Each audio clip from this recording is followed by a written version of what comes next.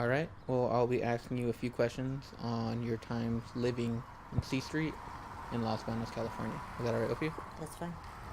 Okay. First off, how was it living in a trailer park? It was fine. I didn't have no problem living at the trailer park. I didn't see it at first as a trailer park. I seen it as our home because it was our home. We weren't renting. My dad bought it for me, so it was a roof and a home for me and my kids, my family, my husband. What time did you move into the trailer park? Um, in what year?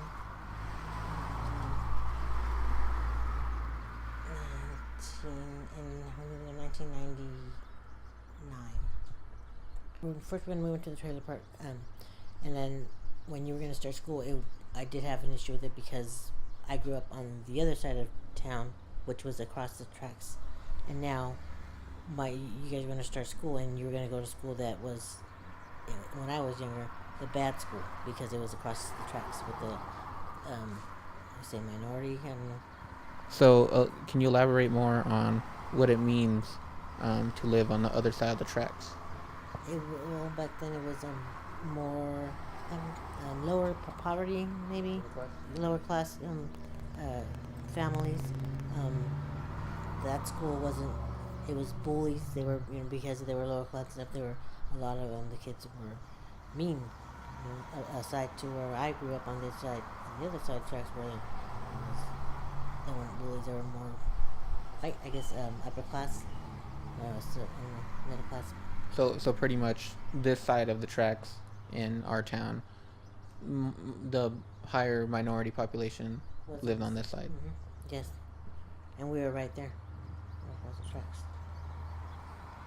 Were you ever worried about your kids when we were at the flea market or the fairgrounds across the street? And if so, why? Well, I worried about you anywhere you were at, but the flea market, um, at first not too much because I could actually see where we lived. I could see you where you were walking. If I went outside, I could find you. You had friends that had a stand there. The family had a stand there, so when you would go, I knew you were with, an adult or family member that they were watching you. But as it would get darker, then yeah, I would worry, because then you got older and you started hanging out with different kind of people, per se.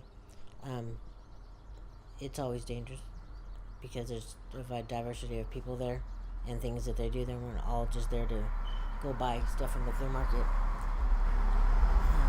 My biggest fear all the time was somebody picking on you, somebody hurting you, or so yeah, I would go outside all the time and I would find you. I just had to look across the street. All right. What do you remember about the liquor store down the street? I remember that we went there very, very, very often. Actually, it wasn't really a liquor store. It was really the closest convenience store for us. And at times we didn't have a car. A lot of the times we didn't have a vehicle, so it was easy to walk, get what we needed. And when we started getting older, I would let you go walk to the store, but not by yourself. When you come home from school, I remember we'd stop there, get something cool to drink, but we knew the the owners very well, to where I could just send you in there by yourself.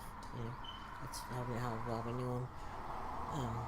But it was a liquor store, so in the evenings it would get a little sketchy with certain people being around it, and then you guys being small. It wasn't a good place to be by yourself. What do you remember about that corner house on C Street, the one next to Rocky's? I had some friends from high school that lived there at one with their grandmother at one time, and then and their kids lived with them there. But through the years, now it's boarded up.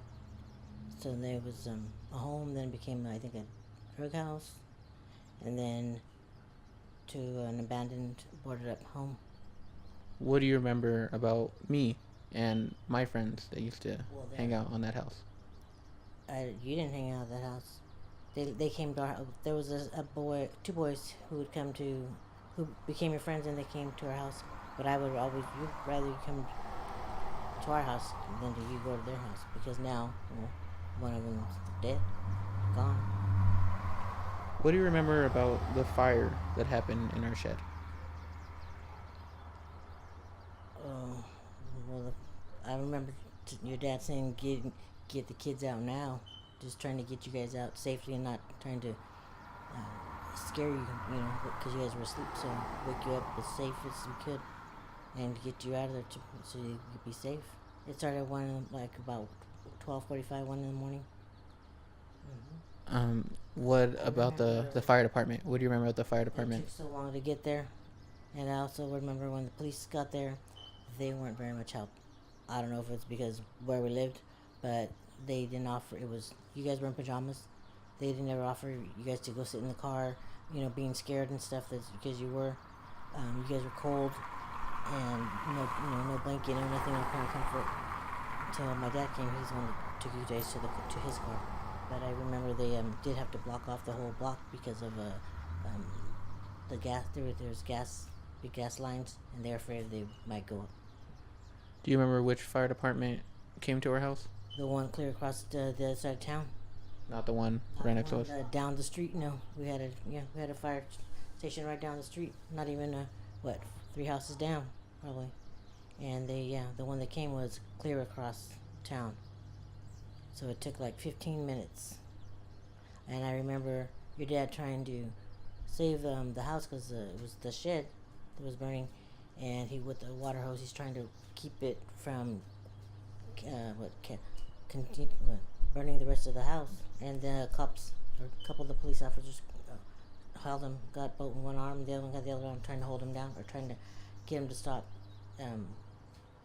watering the house down. Do you know why the end of C Street, where the gate used to be open for my elementary school, why it got locked? Because of game. Yeah. There was a lot of game activities. I didn't think it was as severe, I really didn't think it was that bad. Because I lived here all my life and I thought they're just posers, But actually, yeah, because at the Dick Shade, remember, they came and shot at the house. Paid somebody from her son. And that's close to your school. They even had lock down the school in the helicopter, remember? Mm-hmm. Very dangerous. How has the street shaped us into the people we are today? I don't know if it was the street that shaped us into the people that we are today, but I do know that I'm thankful for when we lived there, having a home, because it was our home. We had a roof over our head, and I think it has made us humble in a lot of ways, because you're very humble. I'm humble. But I don't think it was so much the street. I think it was maybe the experience, maybe the love and the different things that we went through that we instilled in you, me and your dad. That no matter where you were raised or how you were raised, that you still were very special. You still were equal to the other kids, maybe even better. I want to say that we did live in a trailer, but didn't make us trailer trash, how they put it. Because you were one of the top students in the school all the time. You may have not been rich, but you were always dressed. You were always, properly dressed. Pretty much, despite where people say we came from, we had everything we needed. More or less, yeah.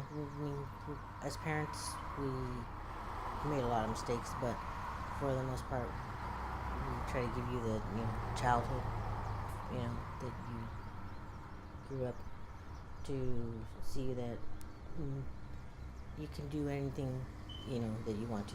You put your mind to, you put your heart, or if it's something, hard work. You put hard work and you come out doing what you want to do.